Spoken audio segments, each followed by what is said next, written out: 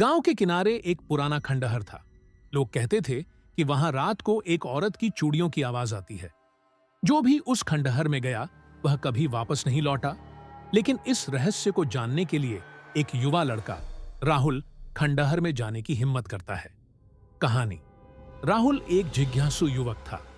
वह गांव में नई नई अफवाहों और कहानियों में रुचि रखता था। जब उसने खंडहर के बारे में सुना तो उसने इसे बस एक अफवाह माना।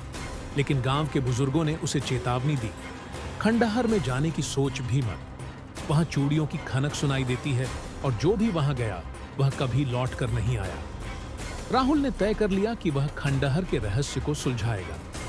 एक चांदनी रात को जब पूरा गांव सो रहा था, राहुल एक टॉर्च और कैमरा लेकर खंडहर की ओर निकल पड़ा।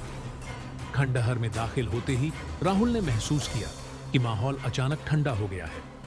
दीवारों पर जाले और टूटे हुए दरवाजे खंडहर की भयानकता को और बढ़ा रहे थे। जैसे ही वह अंदर गया उसे चूड़ियों की खनक सुनाई दी।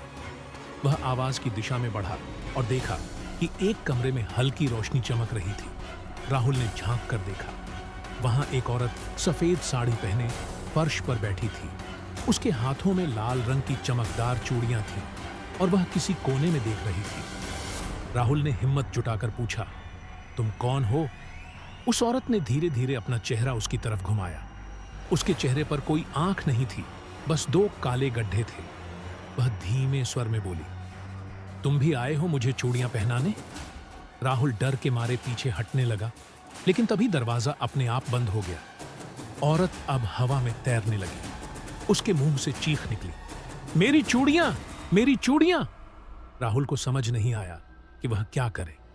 उसने अपनी टॉर्च की रोशनी और तेज की और दरवाजा खोलने की कोशिश की। अचानक एक बूढ़ी औरत की आवाज सुनाई दी, अगर अपनी जान बचानी है तो उस चूड़ियों को उठाकर पानी में फेंक दो। राहुल ने हिम्मत करके चूड़ियां उठाई, लेकिन जैसे ही उसने चूड़ियां हाथ में लीं, वह औरत एक भयानक राक्षसी रूप में बदल गई। राहुल ने पूरी ताकत से चूड़ियों को पास के कुएं में फेंक दिया।